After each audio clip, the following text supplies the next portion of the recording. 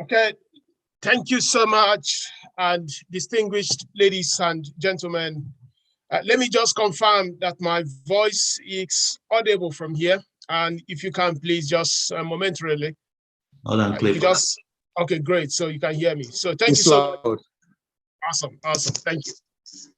Okay, so today we will be having a very, very short conversation on just understanding where we are in the world of entrepreneurial capitalism, and also having a extrapolation into 2022.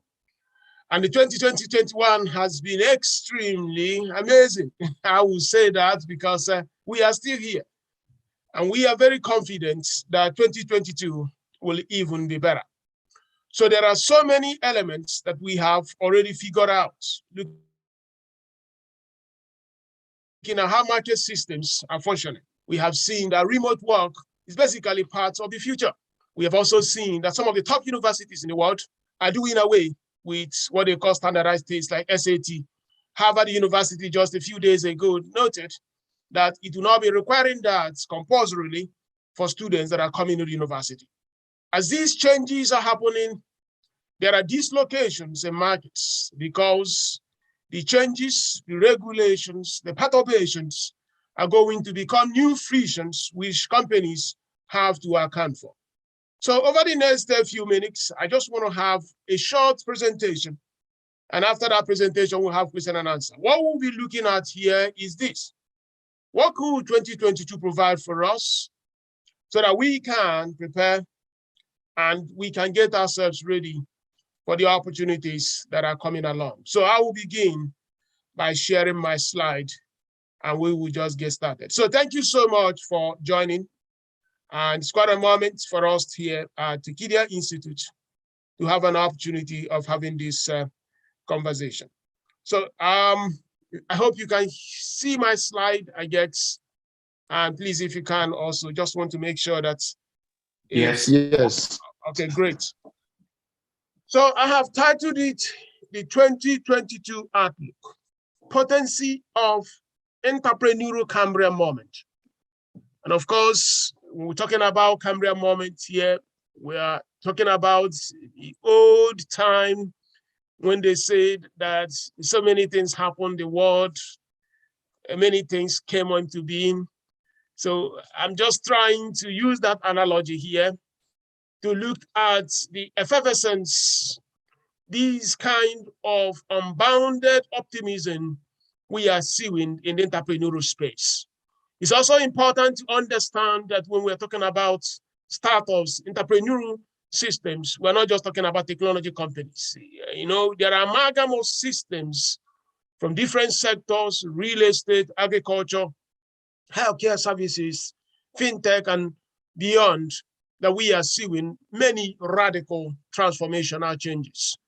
So going back to what Economics Magazine noted many years ago, they said that cheap and ubiquitous building blocks for digital products and services have caused an explosion in startups. And also notes that these things are not just happening for tech companies, as I noted. What is happening here, that other sectors beyond technology are seeing radical transformation because of the combinatorial powers of digital technologies, which are being used, unleashed by innovators, transforming those sectors and those categories. In 2021 alone, and this plot as of end of November gives you the total number of companies that were unicorns. Unicorns are essentially companies that are worth at least $1 billion US, especially in the private sector. We don't usually include public sector companies. So in India alone, they minted 28 companies. In other words, they were able to have 28 companies that are private and that are worth at least $1 billion. In my own extrapolation, I do believe that Africa will have at least 15 by 2023. We have 6 at the moment. And when I say Africa, it may not necessarily be wholly African, but the fact is these companies are operating majorly in Africa. So we can call them African companies. So you have Waze, you have Andela, you have InterSwitch, you have Florowave.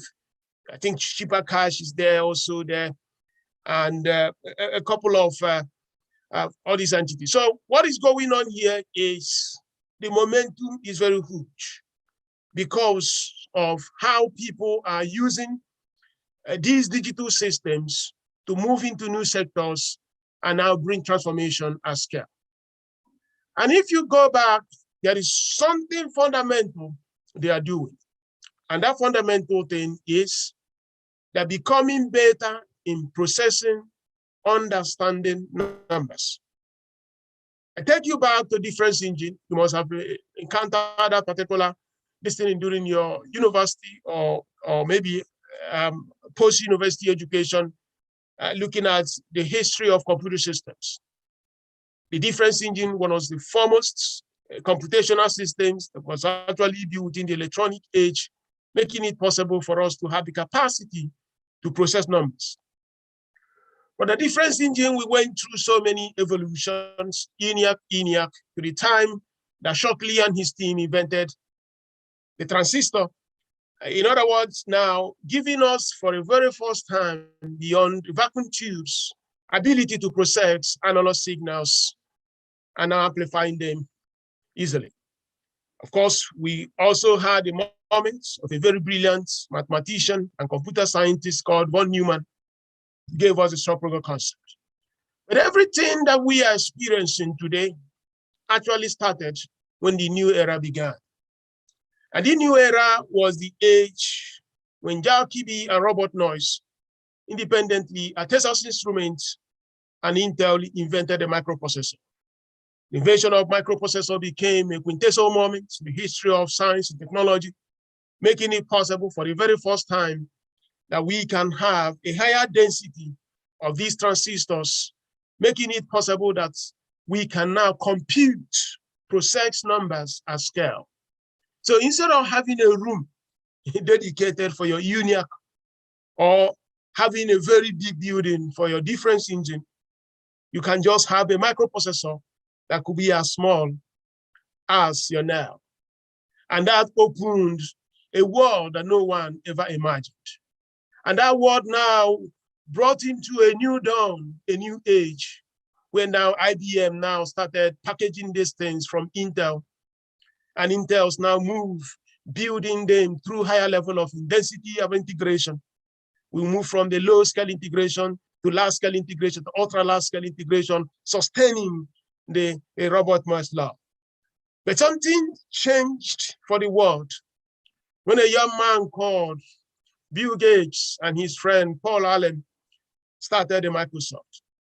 Because initially, the whole constructs of computation, processing and manipulating numbers, they focused these things for companies.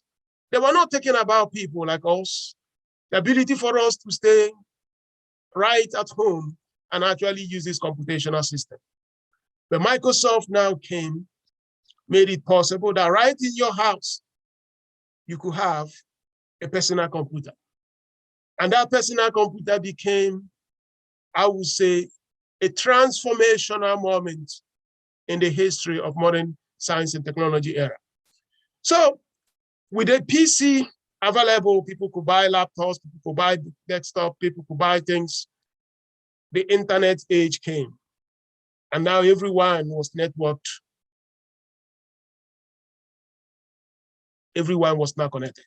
Just to take you where I'm going from this very short digression, there was something that happened which has not always happened. Because of our personal computing systems, because of the internet, the barrier of entry in processing, manipulating, computing, and having the capacity to make sense of these numbers, the barrier dropped. So in other words, they brought in a new age of democratizing elements of production systems.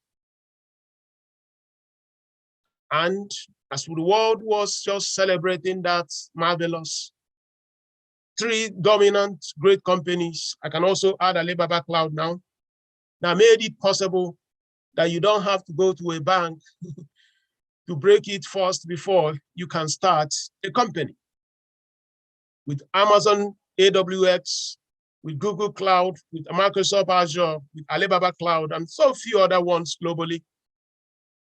You just need a debit card or a credit card, open an account in AWS, set up an AWS account. You can rent the computational power. You can rent the storage capacity. You can rent basically anything, and you don't even have to wait for more than 6 hours and you are ready. So what has happened here is that we have changed that fixed cost element where in the past, you needed to buy the HP 9000 server series. You needed to have so much disk capacity before you can even start. They now say you don't even need to bother with all those things. All you just need, have the idea. Get a debit card and then build your stack, put it on any of these cloud computational systems. That changed our world. That changed the entrepreneurial landscape, making it possible that competitive capabilities have now shifted from having that first $1 million to actually looking at the quality of the idea. Because any young man or any young lady now can say, hey, I can just go to AWS, can even get a free credit. And if my idea makes sense, looking at the traction I have sustained, people can now come to give me capital. So they redesign the elements of production, because by combining this internet and making it possible that people can build stacks and technology architectures upon these public cloud systems, things that used to become problems were now actually not really big issues. Of course, you have the knowledge. You have to have the knowledge. You need to have the capacity to say, this is what I'm going for. I want to build a fintech solution. I want to build an insurtech solution. I want to improve the agricultural system by making it possible that intelligence on how the farmland operates can actually be monitored through sensors. I got the vision, and I can just ramp these things up as quickly as possible. Because the unification of people, processes, and tools had been excellently done because of the technology stacks that things are now better. So I want you to contrast this kind of redesign to see how our world is being changed and transformed to the time of the steam engine evolution. When steam engine came, how many of us acquired the skills in Africa? How many of us have the capacity to know how to build those things? And when they build the steam engine, did they really make it possible that you can go like GitHub, copy a code for somebody, and now begin to use that code or process that code or build that code as yours? So what happened that the internet brought a world and unified it, reducing a barrier for people to acquire knowledge they don't have, and also improve the marginal cost that once you have built that product, you can easily disseminate, create that product, launch it, release it to many people as quickly as possible without necessarily breaking the bank. And without changes began to happen. The steam engine came, we use it in Africa, we have the trains, but we didn't really participate. We don't even know how to maintain those things. But the age that we are today is totally different. People create good codes, they put in a GitHub. A GitHub is a startup where it's actually been acquired by Microsoft, I guess. And if you have a code, you can go there and have a repository there. Somebody can come there, pick it up, build on it, and just like that. And by making that possible, people were able to get started, not from scratch, and they can now quickly ramp up doing whatever they are doing. So we are now in a world where largely most things we're using are largely accessible. and things are cheaper, and of course, things available. If you don't know how to code with PHP, there is basically a website where you can go and learn it. If you don't know how to connect that IoT device so that your agricultural farm system can work, if you don't know how to secure that real estate or that property with this CCTV camera because of the IoT, you can go and learn and read about it. And with all this massive aggregation of knowledge systems on the internet, what has happened here is that new innovators and creators have actually come into the world. It didn't happen during the time of the steam engine, but in this age, it has happened. So magically, every part of the world is showing a massive sign of innovation. It's showing a massive sign of contributing something to growing the wealth of nations. So that is the reason why I have called it an entrepreneurial Cambrian moment, because anywhere you go, young people are showing signs that there is something they are contributing in changing the ordinance of market systems, making it possible that people can find value and actually can extrapolate value. So you go after the frictions that are available in the markets because you have acquired these skills. So many of them are not just coding, some of them are mastering business models.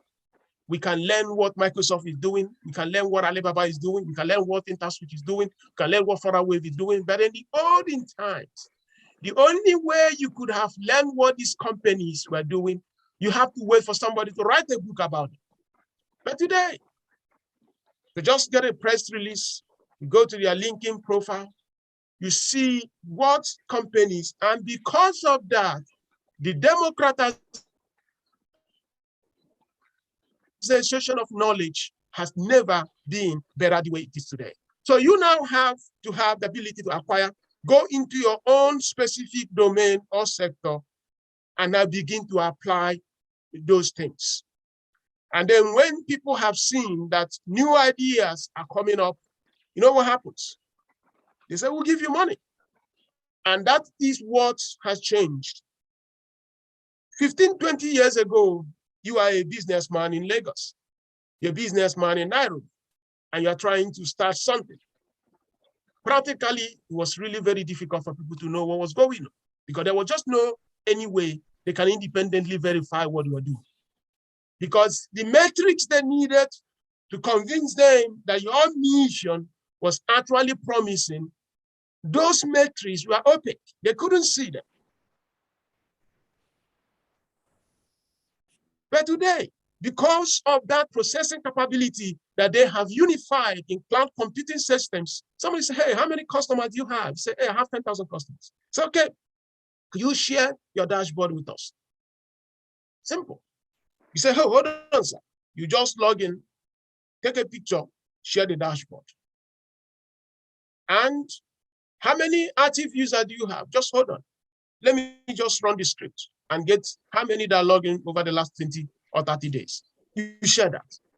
In the past, when everything was analog, there was just no way that guy in New York would have believed that maybe you had 1 million customers. And because of that lack of information, asymmetry, that because of information asymmetry problem, they will not have confidence that you actually have 1 million customers, even though analogically, non-digitally, you had 1 million customers. But because digital has made it possible that people can authenticate and verify it at scale, it's now easier to reduce that inertia of when somebody has seen something he or she likes, he or she can say, I want to put my retirement money to this innovator so that that person can go and continue doing whatever he's doing.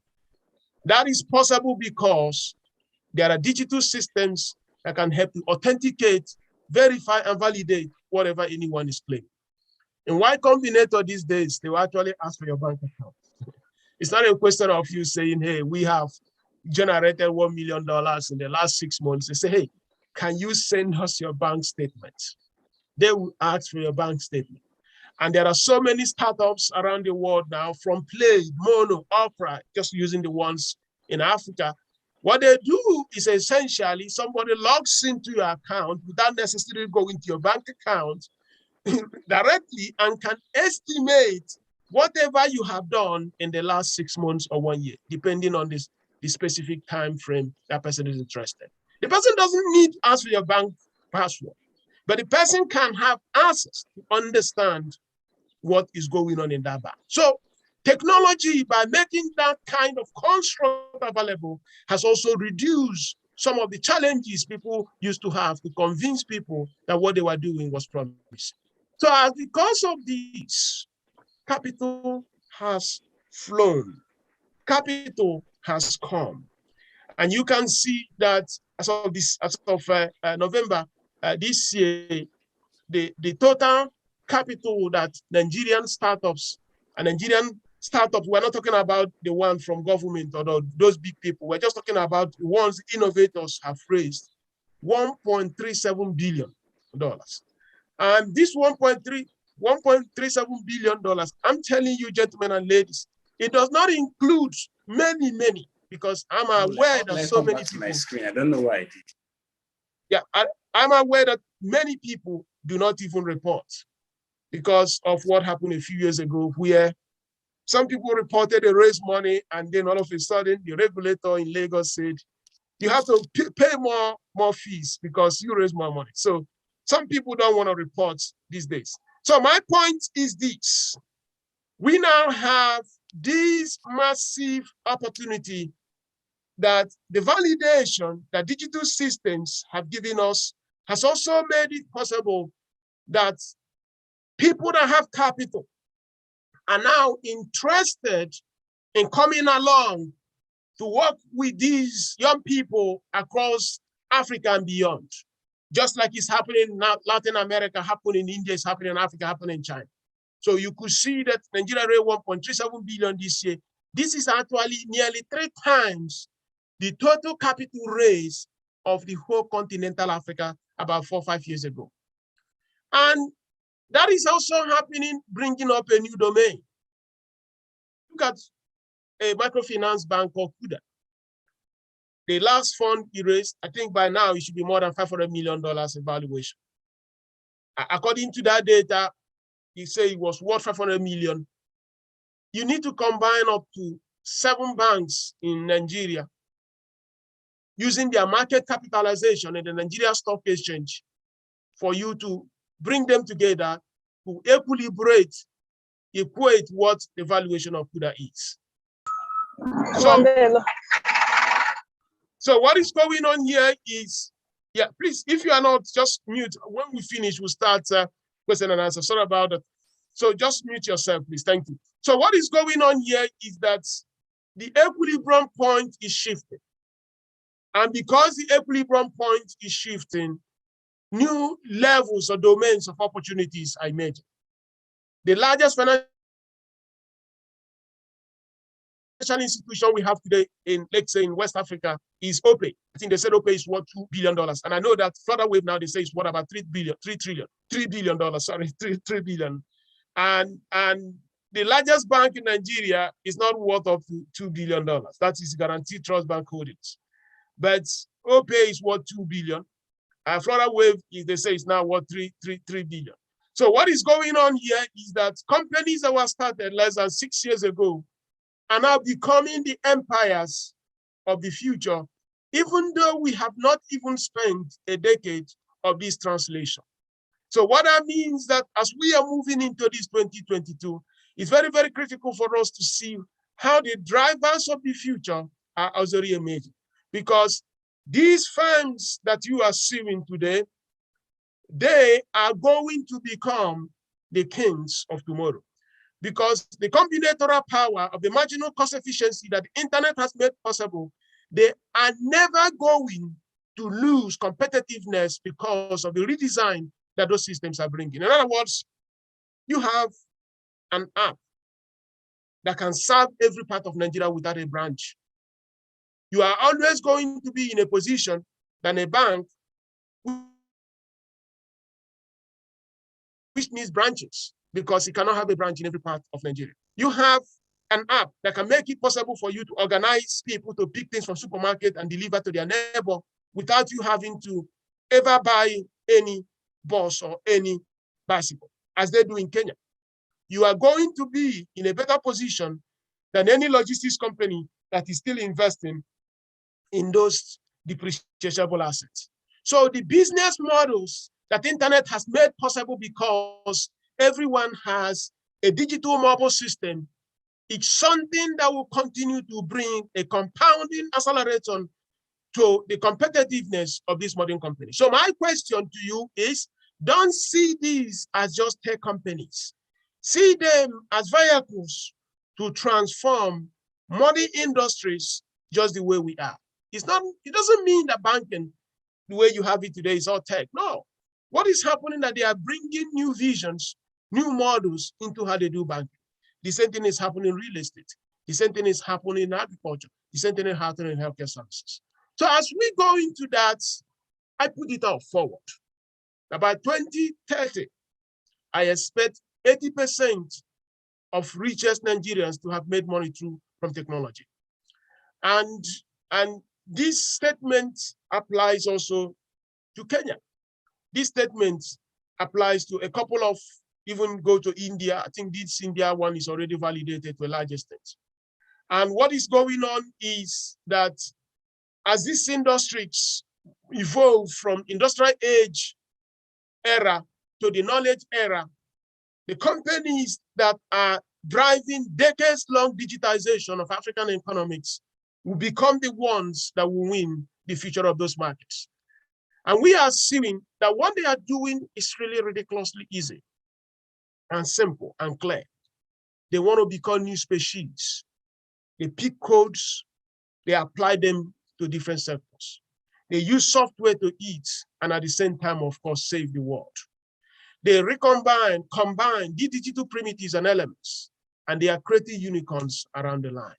You look at World FaceTime, look at Trade Depot, we just $310 million. Look at Verify. What they are doing here is that they go into a sector.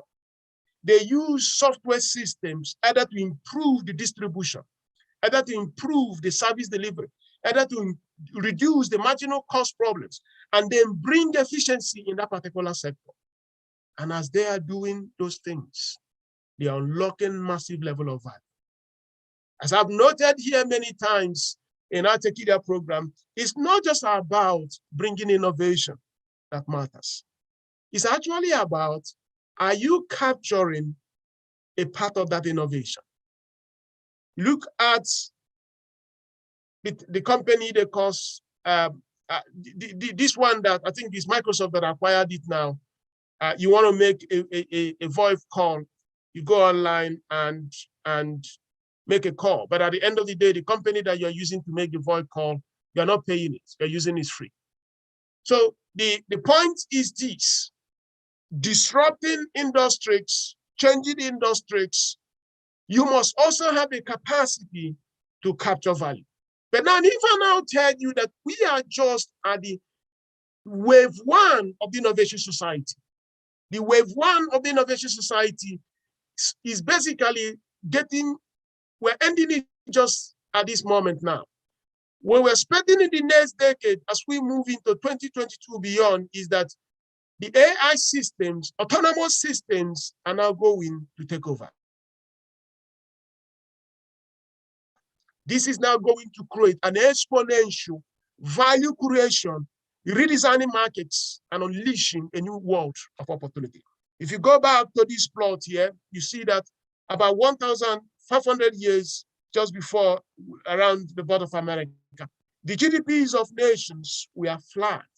The GDP of China, the GDP of the United States, they were flat. Generations of people that lived here did not experience any major change in their living standards, because what happened was this: if the GDP was flat and population was increasing, the implication is evident that per capita income was decelerating. In other words, if you divide the GDP by the total population of people, it means that the per capita income was reducing. And if the per capita income was reducing, it means that people were actually getting poorer.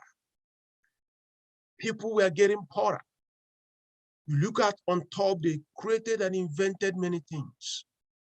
But the world now started changing. When you can look at this plot by the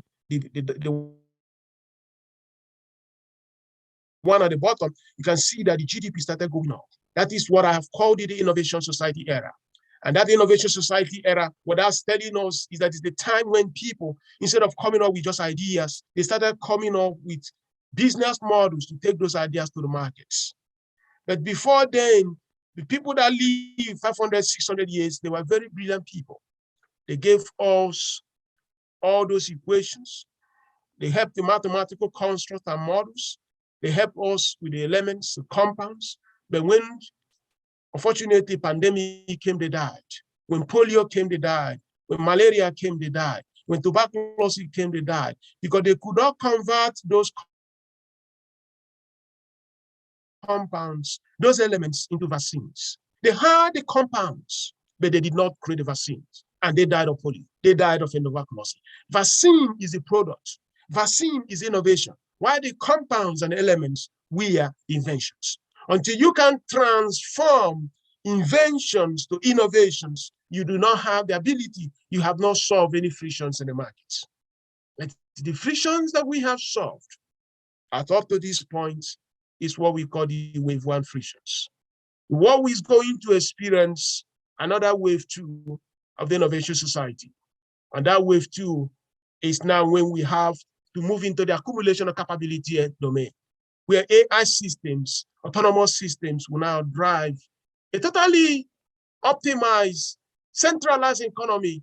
I know that a lot of people in the cryptocurrency world and blockchain world are talking about decentralization. Thank you.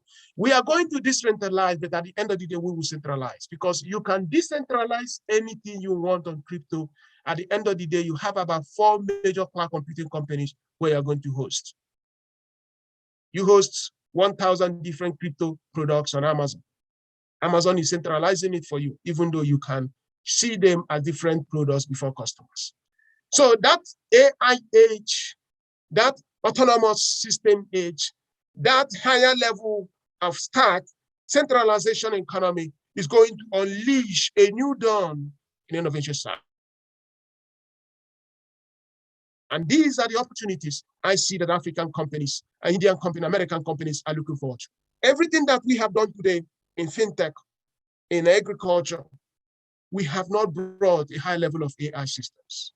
Those are going to be the opportunities coming as we move into 2022. And those that have the capacity to now tap into them, bringing these new networks, artificial intelligence into these mechanics, are going to be the people that will now shift the opportunities that are going to be emerging over the next. So we are going to also see winning by controlling demand. Interestingly, today, the most important competitive factor is not really doing anything, but having a lot of people in your network. How are you going to win 1 million people in your system? How are you going to bring many customers? It is actually the most difficult aspect of any business. If you look at what they did in OPay, you look at what some of these modern smart companies are doing, they do everything possible to see how they can actually win that demand. Because you need to have the customers first, or you need to have a playbook how you can bring those customers before opportunities you have for them, they can begin to experience. So winning demand and controlling demand will be very, very strategic in anything that you want to do. I've also said that B2B business model, reducing frictions at consumer level will deepen your numbers. There is no need for you to say, I want to ship to all the maybe 800,000 people in FaceTag. Let me just 800,000. But it could be a better business model to look at maybe 200 vendors that serve those 800,000 and you focus on shipping to them. So that is the business model of Trade Depot, Minting, and all these B2B business e-commerce companies. And they have found dramatic value. They have grown their business fundamentals and their numbers look very good because they have overcome that marginal cost paralysis that is necessitated when you are trying to ship to the consumer. So building that, improving marginal costs is then also stimulating new demand. Stimulating new demand is key. And what that means is ability to take customers where they don't exist, where they have never been. How can you take them into a new dimension? I mean, in our program, I've also noted what I call going beyond the needs, expectation, and perception of customers. In other words, when Google says we want to build another product with 1 billion customers, with 1 billion customers, they have YouTube with more than 1 billion customers. They have the Google search with more than 1 billion customers. They have the Android with more than 1 billion. They're looking for products. It is very, very unlikely that you are going to go into another territory in any market system and find the 1 billion. Rather, you need to stimulate, take those customers into a new world where they never existed. Create a new world. You will find the ability to create 1 billion customers at very, very faster rates. And that's exactly looking at the startups like CUDA, looking at some of these things like InterSwitch. The reason why they have grown so fast is largely because they took customers into a new journey, into a new world, instead of building their fintech solution from the orthogonal old orthodoxy of the old banking ordinance. My understanding is that Wema Bank was started in 1940 something, 47. And as of 2015, I think they had about 1.3 million customers. Just imagine 1940 something, in 2015, about 1 point something million. But CUDA, that was started about 4 or 5 years ago, has already 2 million customers now. There is no way they would have gotten to 2 million customers in less than 4 years if they have followed the same playbook that, let's say, Wema Bank followed since 1947. What I'm trying to say is you need to now create a new basis of competition. I don't want to make this so academic, but the point is this: 2022 offers us a promise. There are so many ways to travel from Lagos to Abuja. There are so many ways to travel from Abuja to Ibadan. That the other person has chosen a route, a path, does not necessarily mean you have to follow that. So the opportunity there is for you to figure out your own path. And if you figure out your own path very well, that is where the opportunity comes in. So you will see that winning and what is giving these companies great opportunity is largely how they have been able to improve one thing. That's what they call the marginal cost. Marginal cost is the cost of, let's say, serving an additional customer. And basically what that says is that if I'm making 1,000 shoes in a day, and I suddenly want to make 10,000 shoes, that there is that propensity that the cost per unit of the shoes per one that I'm actually going to improve when I'm making 10,000 shoes. So a lot of people bring what they call economies of scale, where the more items you make, the better the cost per unit and the more efficiency in the utilization of your factors of production. But there is also a problem. There is going to be a limit how many of those shoes you can make before you get into diminishing returns. Diminishing returns basically says that as you keep on ramping up your production, there is going to be a time, instead of getting economies of scale, you now begin to get diseconomies of scale. So the marginal cost goes down as you are making many shoes, the cost per unit drops down, but after a period of time, the cost per unit begins to go up, meaning that you don't have to keep improving production because your optimality level should be at this point, because that is the inflation point where it flips. But in digital systems, you never have that inflation point. Facebook can keep adding users forever. You never have a curve that looks like this. That means that it doesn't have the marginal cost problem industrial age companies have. And because of this, there is nothing that stops Facebook from scaling. So the companies that are going to win in 2022 are companies that are going to look, how can they change their marginal cost from looking at this? This looks like an average fixed cost. If you go back to your secondary school economics, and this is the shape of an average fixed cost, and this one is asymptotic. In mathematics, asymptotes are lines that never touch a curve, even as it gets towards infinity. So this curve, these two things never touch, even though they get closer, and that it goes near zero at infinity. So how do you turn this to this? Meaning that you can serve more customers without breaking the bank. There are so many ways innovators are doing that. Using TradePort, they said, okay, I go to Lagos, I don't want to serve and deliver to end customers. I'll just focus on the vendors. If there are 1,000 vendors, I'm fine serving them. They can now serve the millions of customers. That gives them a way to improve their marginal cost efficiency without having to ramp up a lot of losses. And now you can also see Minting, which has really focusing on estates in their Pindodo kind of business model. I want you to look at 2022, that there are validated business models that are working very well. Your job today is how are you going to pick some of those validated business models into your sector? Because at the end of the day, it's all about combining and recombining codes. There is really nothing big in some cases. And I've made this here, as you do that, it doesn't mean that people cannot still do the dumb things, build the infrastructure we need to run our transportation system, build the logistics systems we need, build better. The point also remains that if you want 2022 to be a great business, you need to build those infrastructure at the center and also stay at the edges to capture value. You don't want to be a bank. You have provided for somebody to be paid 50,000 naira from his work salary. And then that person buys something through Paystack or Remit or Flutterwave. They take 600 naira. But if somebody pays your bank doesn't take 600 naira. And then as that thing is doing, the merchant loses a percentage because InterSwitch, Valve, Visa, MasterCard have their own fee.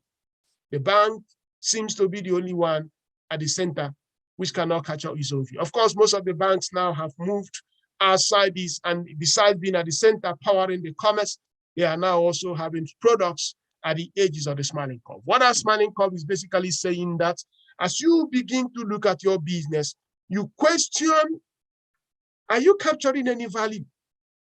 Even as you are powering and making your customers happy. I see many times, so many innovators are so fascinated that they are making customers happy, but when you look at it, they are not capturing any value. You have a banking system that supports all innovators and all cost companies, but at the end of the day, you are not really getting any value. And that is the problem. It's like Skype.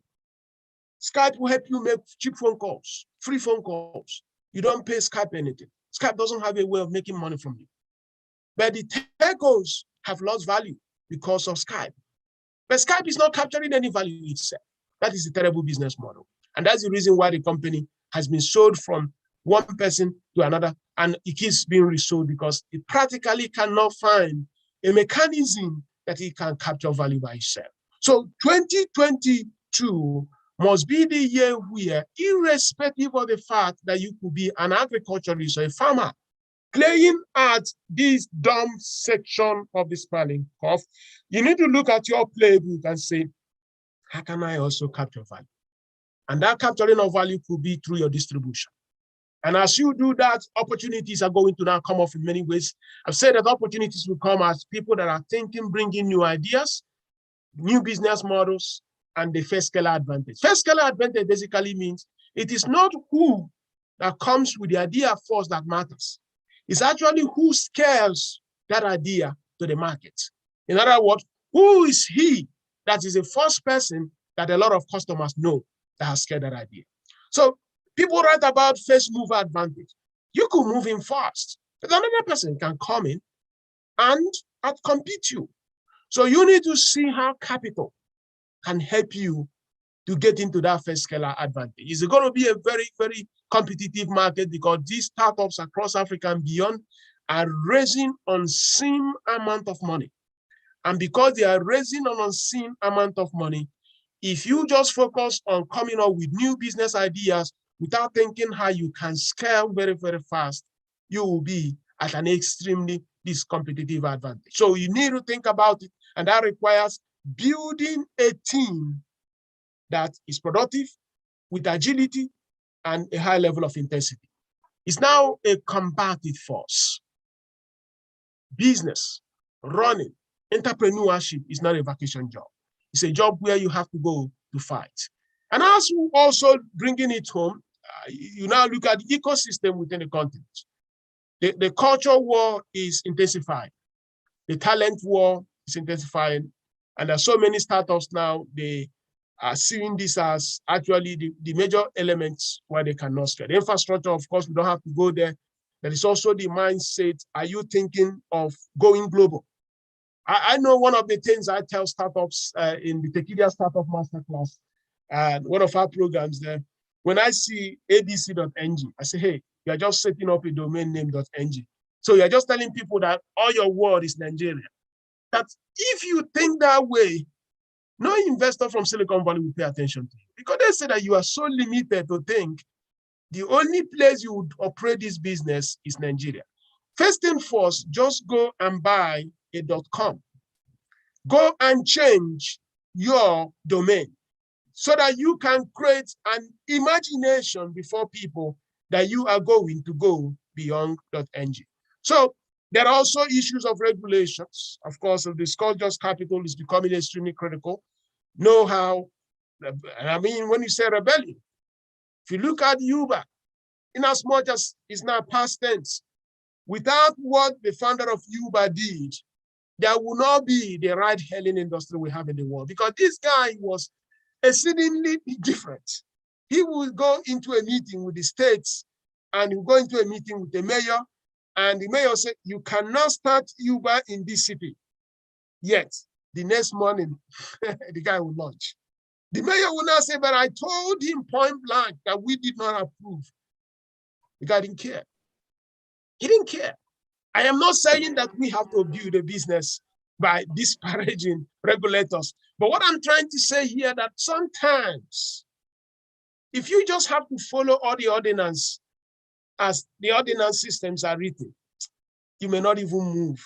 So creative rebellion, in a way, is especially one of the ways we are seeing extremely brilliant people coming. Look at the stock market in US. Look at what they are doing in Robinhood and some of these companies.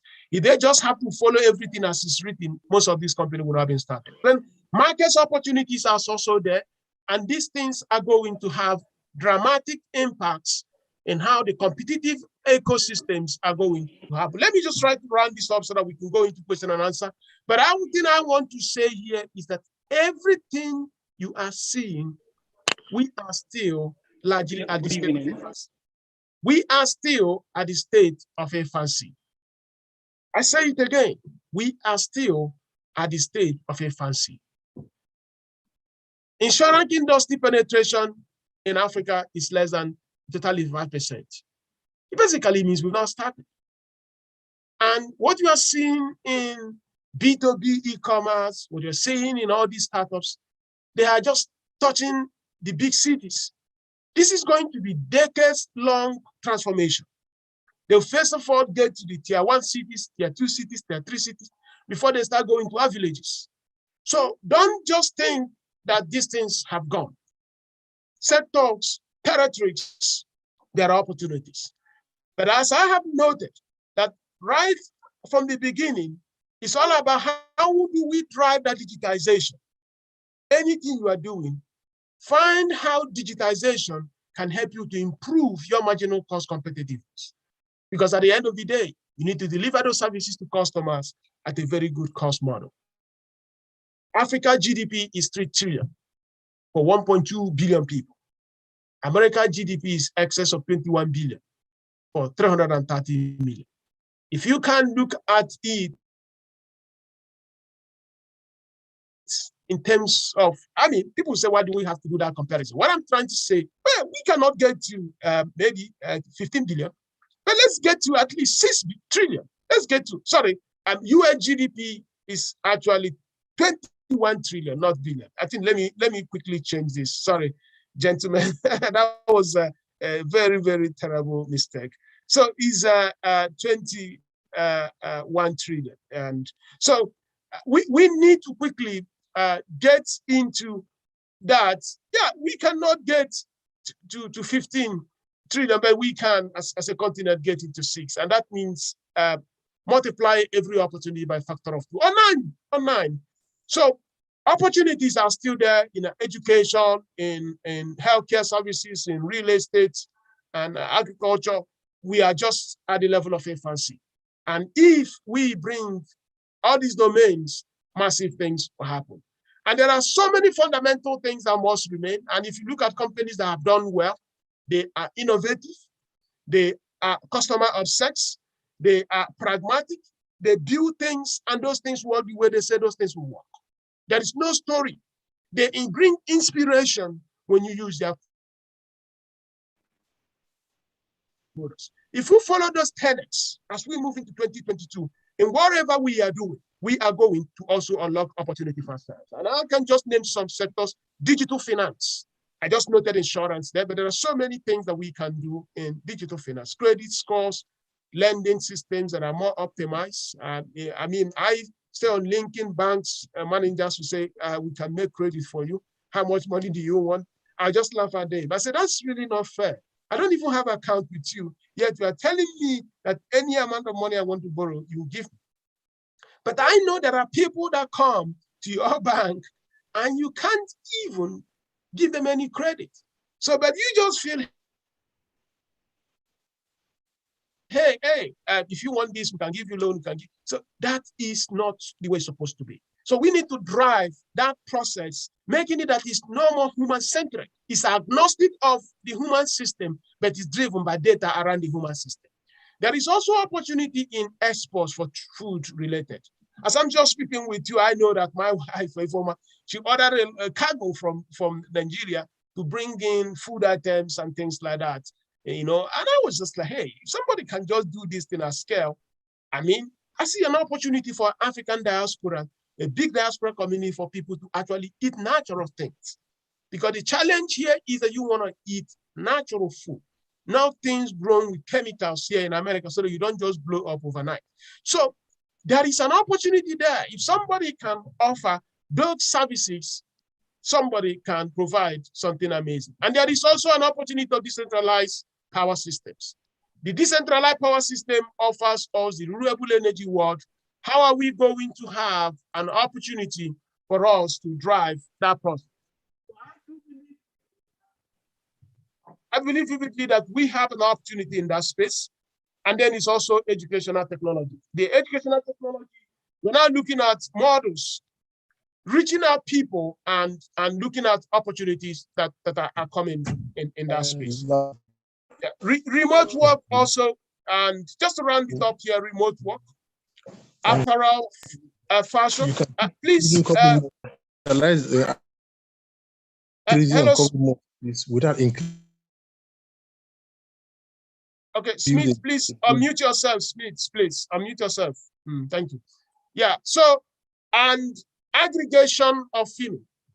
And I actually believe that somebody can build a community-centric filming industry where individuals that within a community can actually participate in making films. I've been looking at it where I'll become one of the actors. You become one of the actors.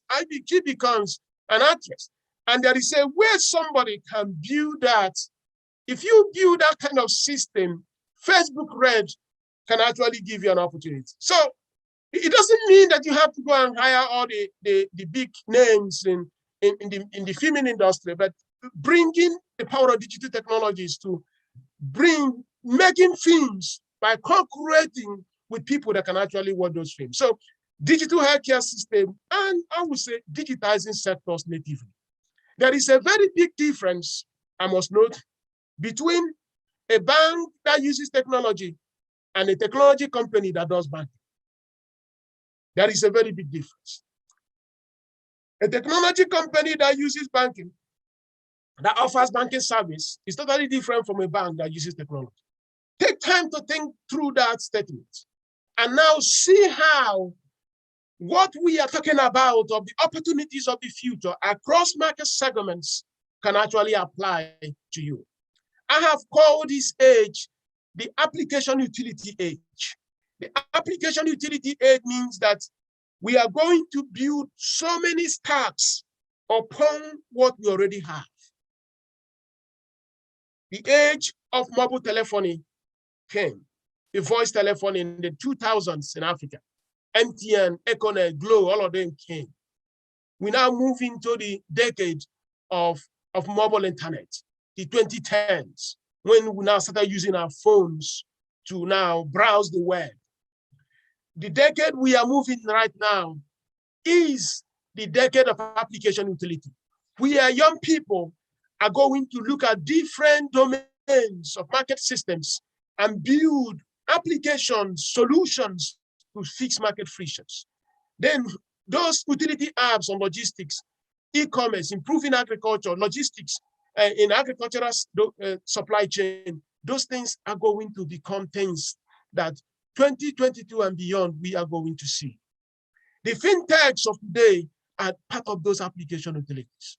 And they are really the places where the biggest level of opportunities are. The operating systems of markets, like the telecoms companies, are going to continue to power us. Just in Nigeria, they just finished the first option for 5G. These things are going to happen.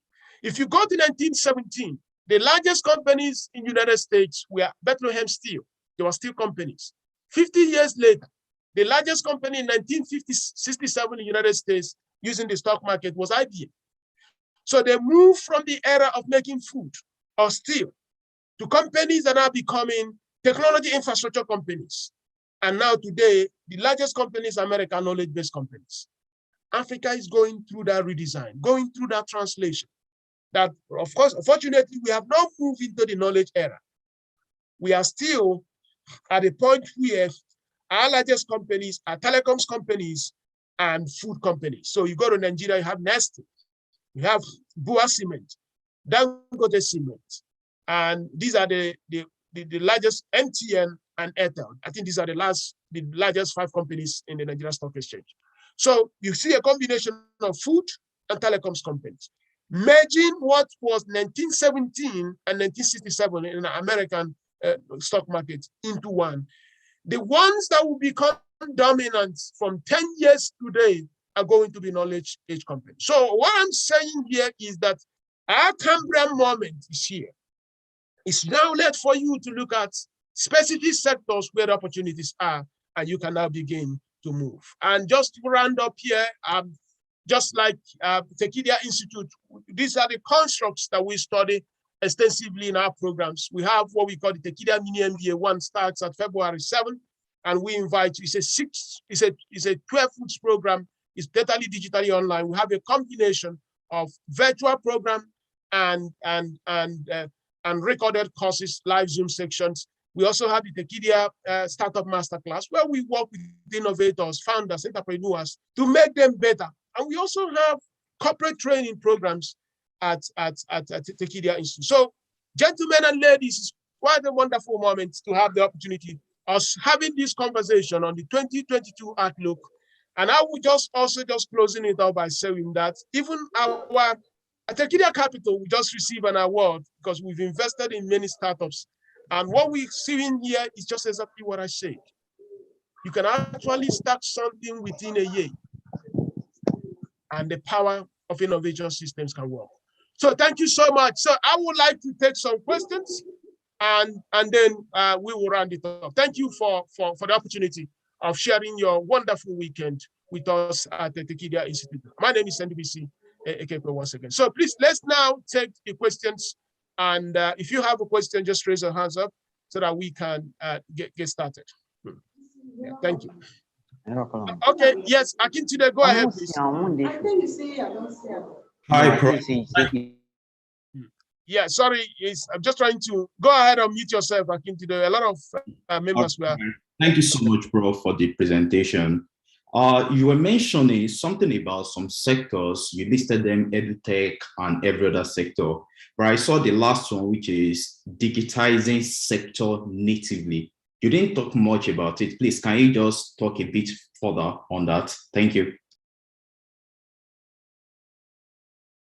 Okay, great. So the reason why I added that word natively, I was trying to explain here that if you just have an insurance company or a bank and you just go and use money to buy laptops and desktops and give all your staff and you say now we have everyone using computers. I'm saying that is not actually a digital system that is natively done. Rather, you are just basically having an insurance company that uses technology, but not a technology company that does insurance. So what the Paystar guys did for payment is basically digitizing financial services payment in a native way. That is totally different from a bank going to buy laptops and desktop and server to be handling payment processing at the back end of a bank server. And I don't know if that distinction is very clear. Yes, it's really, thank you so much. Yeah, so that's, so when you now go to real estate companies that are trying to go digitization, you have had a case where a very brilliant businessman called me and said, hey, Professor, all our offices now, our branches, will have laptops and we have desktops. And we also connected to the web. And he was just trying to explain how he spent so much money. I said, that is not actually the real estate digitization we're talking about. That you just bought all these things now. That what we actually expecting, if you're talking about digitizing your real estate, is how can your customers complete transactions online without possibly calling any human being?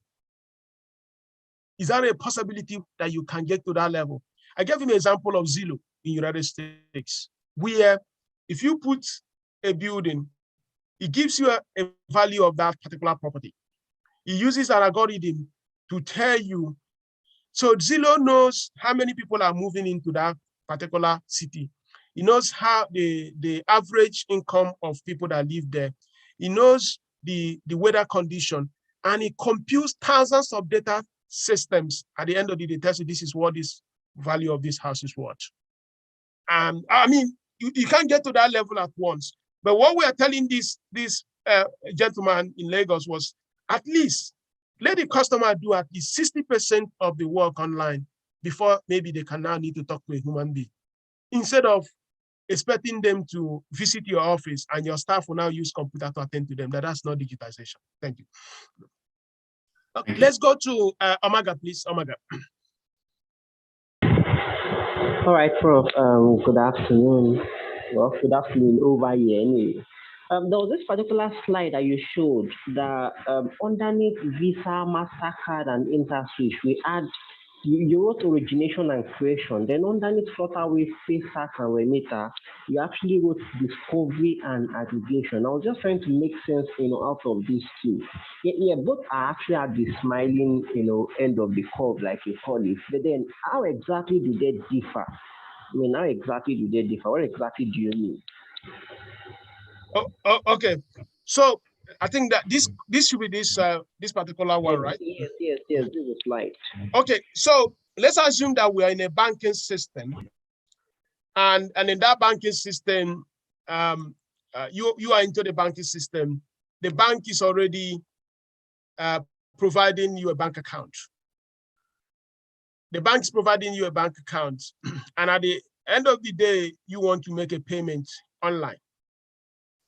And let's say you want to buy something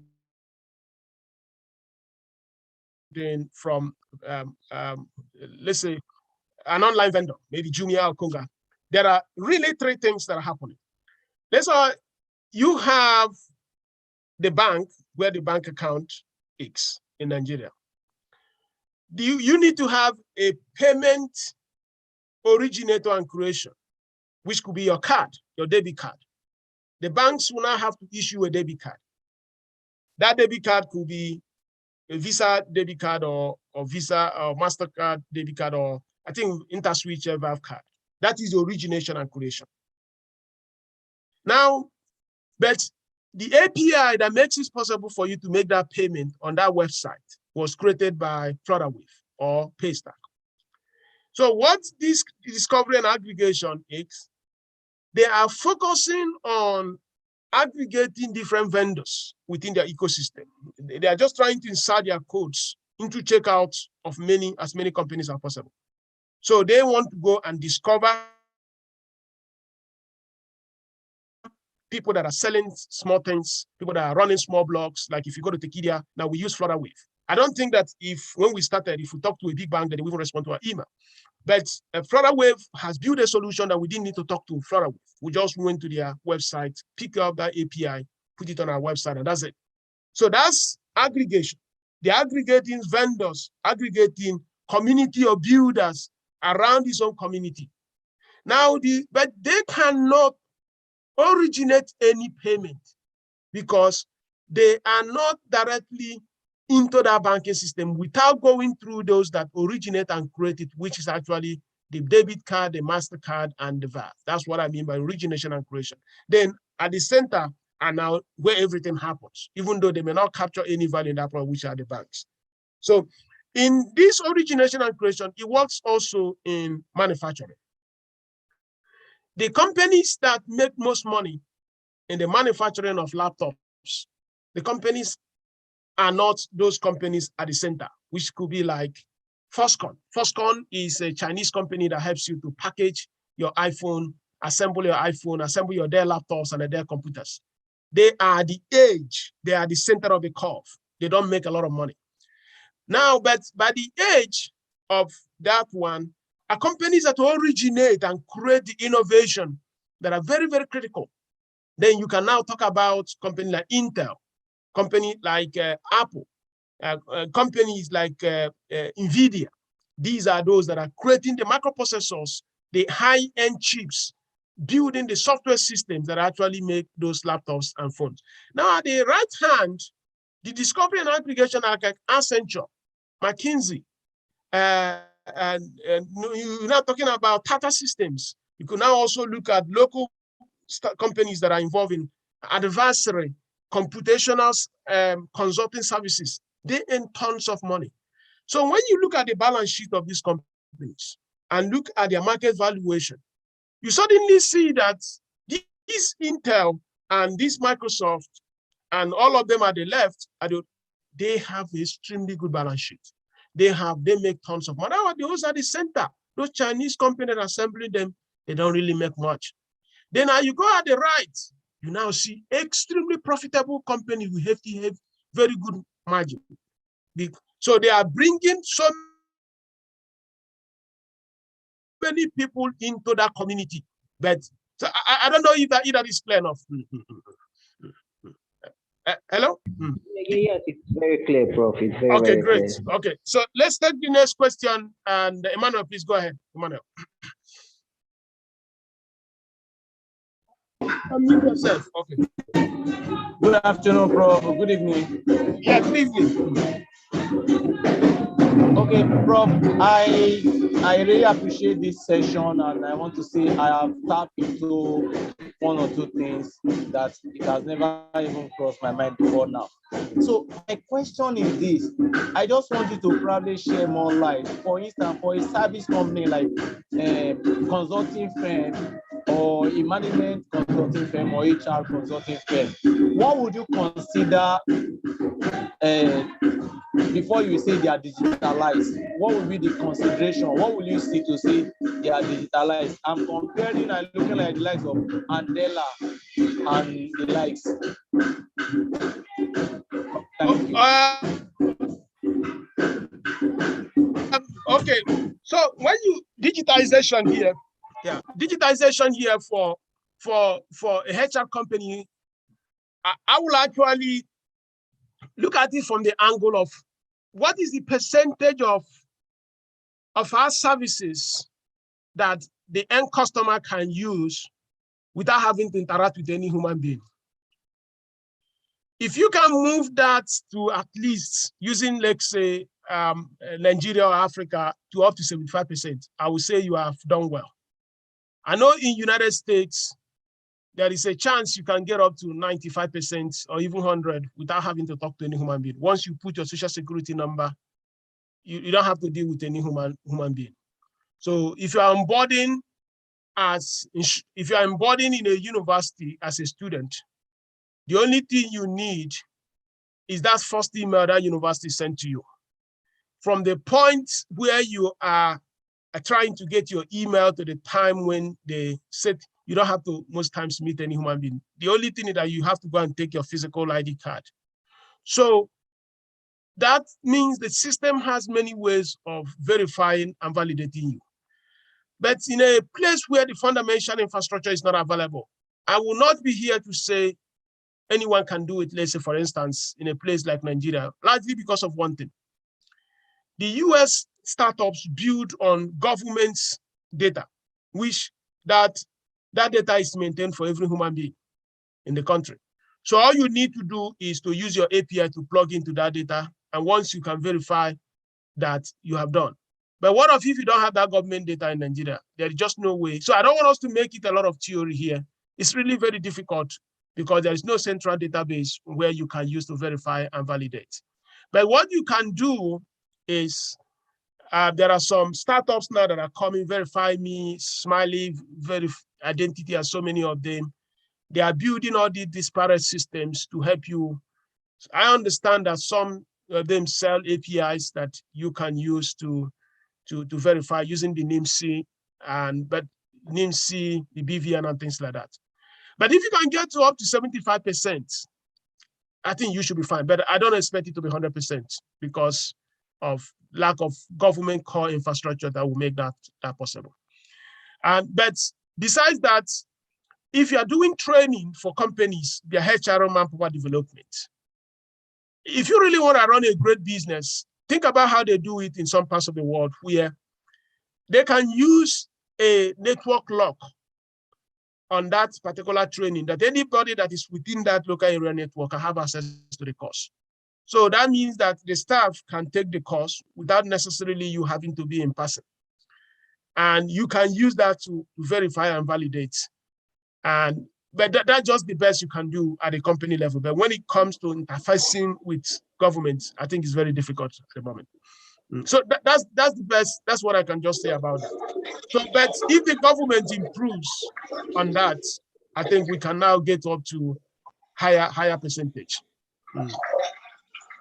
Thank you, bro. I really appreciate that explanation. Okay. Thank you. Okay, great. So let's go to good luck, please. Good luck. Good evening, Prof. Good evening, sir. Good evening. Permit me to call you that village boy from Isukwato. I am from Umuahia, and thank you for your presentation so far. I am in the educational sector, and it has been quite challenging in a country like Nigeria. But I have looked at different areas, and I discovered that there are a lot of opportunities, especially with digitizing education. So what would be your opinion, looking at there is this University of the People. If you look at what they do, all right, what would be your opinion with having such kind of system in Nigeria? I know there are a lot of regulations that will affect that, but what would be your take on that? What is your view on having something like what the University of the People do with their online education and verifiable degree? Anyway, we have National Open University of Nigeria now. So yes, it's already there. Yes, but you know, this is from a government side. Yes, that's actually what I'm trying to say here, that the problem is not the implementation. The problem is the trust level in the country. So government has a motive here, which is, I want to make it possible for people to go to university even when they're working. That's a very noble one. Make it accessible. And they also want to make sure that integrity of that degree is high. Nigeria, the way we do things, unfortunately, I will not even support government allowing 100% remote or online degree program in Nigeria.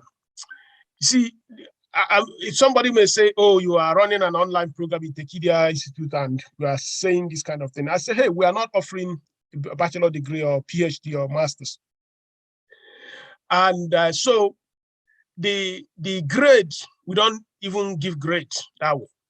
we give a certificate of achievement and participation. But now doesn't have that incentive of I want to train 1,000 people in a day. Now wants to make it possible that education is accessible for those that are working. A private entity that does the same thing will just destroy the whole thing. All of a sudden, the guy can admit 1 million people from all over the world, and before you know it, some people in India will be writing exam for people in Nigeria, and that becomes a very big problem. So I don't think the problem is really difficulty implementing that. I think the difficulty here is building within the citizens that trust and honesty and sincerity will be very critical for even the government to allow certain things to happen. Online education, yeah, that's the point I'm trying to. So the problem is it's not difficult to do, but it's like if the government does it and it gives 10 licenses to 10 schools to run it, are you sure you can vouch for the integrity of that program? Go ahead.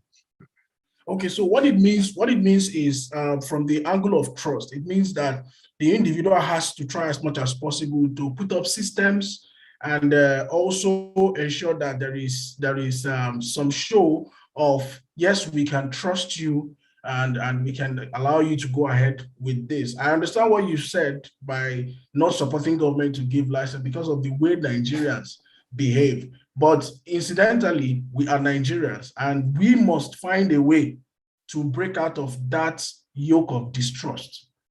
Yes, so that's where the innovation is. If there is a way you can innovate and create a system that can make it possible that government can allow that remotely and the integrity of the program is still there, that is fine. I mean, that's the point.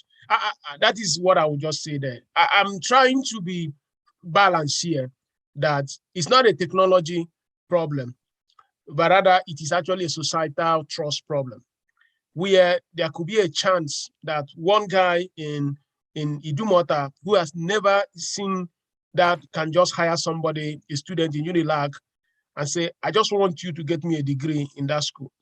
And the guy will do all the homework. At the end of the day, you mail a degree to that guy in Idumota or the guy in Umuahia or Oshobo or Maiduguri. And just like that, those that actually work hard to get that degree in that university, you are harming them because the other competitors and peers are not adding any value, and people begin to question the validity of that whole process. So I think that's where the government is very, very skeptical about allowing fully virtual degree program in the country, because we are not just there at that level of trust. In US, I mean, there are so many of their schools, Western Governor University, they don't even have a campus. So many Ohio State, Ohio University, not Ohio State, Ohio, there's so many of them. But these Americans, they believe them, they trust them, that their mother will not write the exam for the child, and the child will not ask a friend to write it. And that's how trust helps them to make their policies. Thank you. It's okay, Prof. I probably will speak with you personally on this. Okay, no problem. Even for other people. Yeah, no problem. So let's go to Eri Oluwa, please. Good evening, Prof. Good evening, everyone. Thank you so much for this session. It's been an insightful one. So my question is this. Okay, I recently graduated from university. I studied computer science, and things that I do majorly revolves around three things: education, edutech, agri-tech, and edtech. So, and for example, now I consider Flutterwave, for example, now just looking at the biography of the founder. So he had experience in the corporate industry, like from 2005 to 2016, working in different banks before founding Flutterwave. So I want to ask, for someone just starting off his career now, is it that to really excel in those areas that you've mentioned, one needs to understand how the system runs now, at least for a few years before launching out, maybe if one wants to go into entrepreneurship fully, or how does it go? Thank you. Let me say this clearly. As someone who have been with some of these big dropouts, with Bill Gates in the same room and things like that, is there are things I've learned to. you could actually come out from university if you are living in Lagos or living in United States, or you drop out or things like that, and start a company, you can do well if you are lucky to raise money. Because once you raise money, the investors will give you an executive coach, a mentor. That mentor is basically like a teacher who will guide you.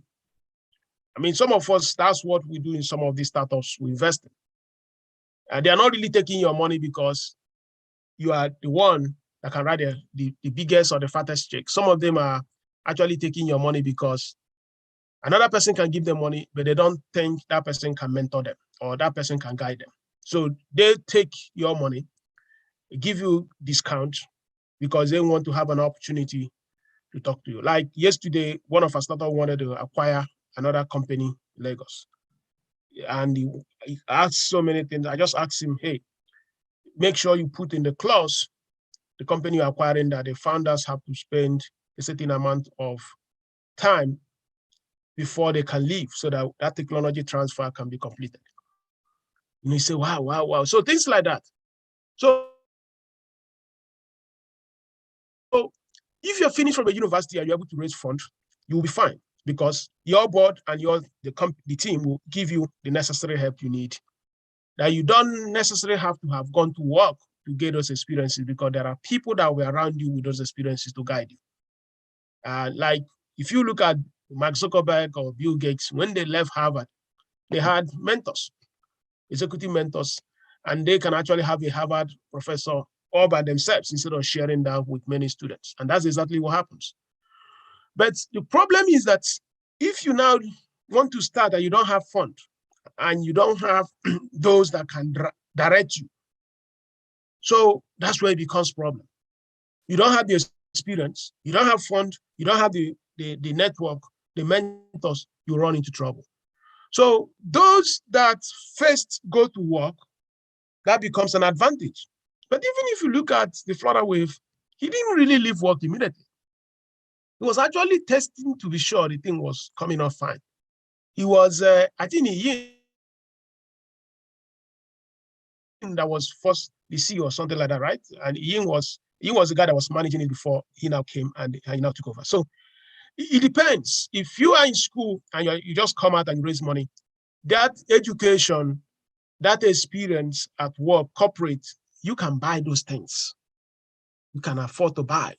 There are so many very good executive coaches and mentors that will be valuable, because if you give them 0.1% of the company, you're already making them, giving them hundreds of thousands of dollars.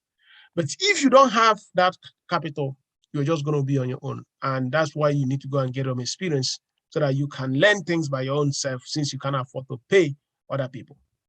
I hope I'm not confusing you. I'm just trying to create a real practical balance here. And that's it. Because myself, in the university, the first time actually, somebody paid me money that he paid me more than I asked for. And it was in Silicon Valley VC. They asked me to come to Silicon Valley. There was something they were building. The guy referenced my work, and the VC said they will come.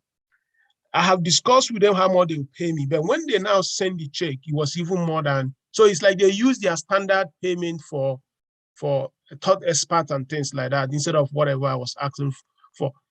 And I'll say, wow, so there is really a business like that, where some people are just paid to be talking to all these young people, some of them no post-university experience.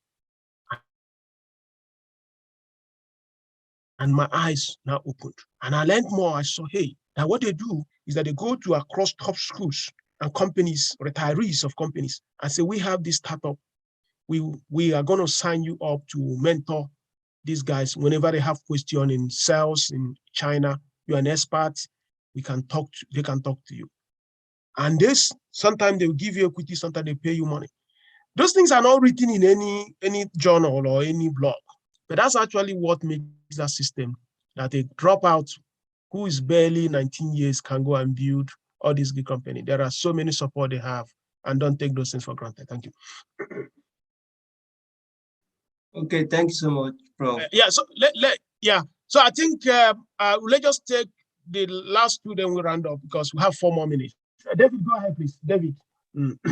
Okay, thank you, Prof. In fact, this is very, very insightful. I've learned so much, especially the last thing you just said now.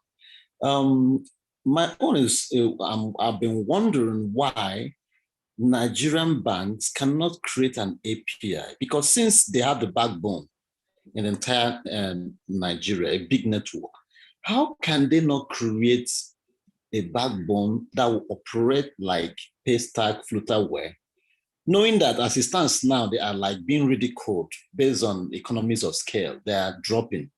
So what is actually going on? I don't get it, and the banks are dying. That's number one. Number two, most of the things we're talking about, it looks like service technology.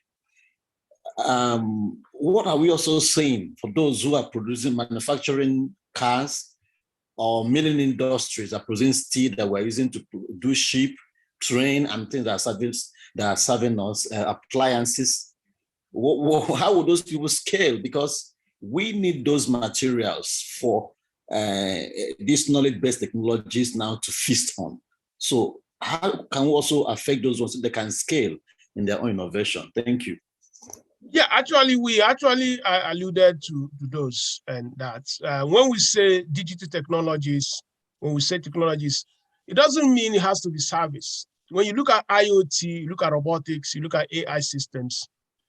Robotics, AI systems are really basically the same. Robotics, when you are looking at it at physical level, AI, you can look at it as software codes, but there is no robotics that you can have without having a software in it. So all of them are applicable. Look at it from the whole general angle of improving efficiency, whether it's efficiency on service systems or whether efficiency on physical systems. But the question here is this. I'm always in tune that if you are building a factory or making things in a place like Nigeria where there's no electricity. Unfortunately, it's my own personal bias. I don't really like to waste a lot of time on that. And that's my own problem. It's very, very unfortunate because somebody has to provide that. You have to solve that. That is the only way you can be competitive when you are now looking at it with whatever anybody is producing from China or sending from China. Those that are making things in Nigeria, they need a special award because I don't even know how they are surviving. In my office in Owerri, I give a practical example. We have 2 generators. The national grid is our second backup. So in 124A Okigwe Road, because we never have light. So we have the 4th generator, we have the second one, then the national grid the 3rd. So there were things that we started doing in Nigeria, but those things have moved them out of Nigeria now. Basically, we just moved them. We actually got a very big office in Aba to also do things. But when we just saw that there was no way you can do business there, we just moved them out of Nigeria. So from those experiences, I don't just know how you are talking about productivity when you cannot provide basic things like light to market. So that's why I don't want to waste time on the manufacturing side, because sometimes it sounds like theory. Yeah, so that's the thing. Have you seen those videos where people in Aba, they go to work and they start singing praise so that there will be light that day? Men will be singing so that there will be light. And they will be praising, hoping that light will come. I mean, yeah. So then the second one, banks are already working on what they call open API. But I will also say here, it's not really about just making their customers available to fintech to feed on. It's also about them knowing that they don't have the speed if that data is available to compete against these fintechs. If you send an email to Flora Wave now, I'm sure that within 6 hours, somebody will respond.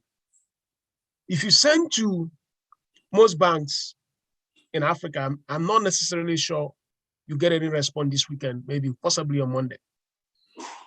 Now, And there are some startups, maybe like one app, if you send them within 30 minutes, they'll respond. So if you now suddenly make all the bank customers available, these startups can now become the layer at that smiling curve I showed, where they can now offer better services on the bank's customer, overlaying those services that no one will need a bank for anything. But that does not mean that we don't need banks, because if you don't have the banks, the system will not function. There is a different thing being able to pay money and somebody receives it fast. So being able to keep your money and you can sleep in the night, and somebody can also go and borrow that money from the bank and go and open up a factory. So the banks have to do well. I think where everything needs to be is coming up with a smarter regulation. The banks have to survive. I'm not happy when we say they are struggling and they are not doing well in terms of, we don't want that to happen. And that is where there needs to be a balance, because any nation that cannot have a strong banking system can't really do much. Yeah, so in US here, there are so many incentives they give banks. If they lend to them at 0.5%, do you know that if you're going to collect that loans, consumer credit card loan, banks can actually give you 21%, but the prime rate is less than 3%, and they're lending at 21%. It's only business loan that you get at a very cheap rate in US, but consumer loan based on your credit record can also be up to 20-something%. So how can somebody get a loan at 3% and is flipping it to consumers at 21%? So there is, but if it's now business loan, that's when the government says no. If it's a corporate loan, now let's keep it at 6%. And then government will say, we'll give you that money to give to that businessman. But if the banks are not being given the money by Nigeria and they have to go and source the money, taking the risk, you don't expect them to go and give that money free, because they have a risk they have to protect. So it's a very complicated thing that you don't want them to fail because they want to build an economy. All of a sudden, they now harm themselves, because how many of them have collapsed in the last 40 years? Those that made that kind of mistake. So that's why it's very complicated. So we are hoping that the open API will come up in the next coming years, and the banks will do what is necessary to make it possible for innovators. Even as we are also hoping that when that thing is happening, that all the value in the customers will not be extracted by the startups. Rather, the banks can also retain value. That win-win situation, I think, is what the African banking system and what the financial services broad industry will require. So, gentlemen and ladies, I want to say thank you so much for spending your afternoon or evening with us here at Tekedia Institute. And we welcome you, please, to join us at our programs. We just have the Tekedia Mini MBA coming September. Everything, go to our website at school.tekedia.com. We're very happy to welcome and every one of you. So thank you so much. And please tell your friends. Have a wonderful evening. And happy Christmas, happy holidays, and New Year ahead. Bye-bye. Thank you. Thank you, Prof. Thank you, Prof. Thank you, Prof. Thank you, Prof. Thank you, Prof. Thank you, Prof. Thank you, Prof. Thank you, Prof. Thank you, Prof. Thank you so much, Prof.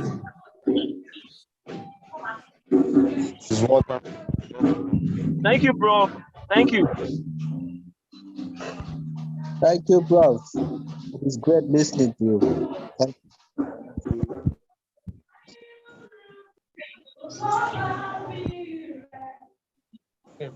Thank you, Good night, Prof. This everyone. was so insightful. Okay, thank you.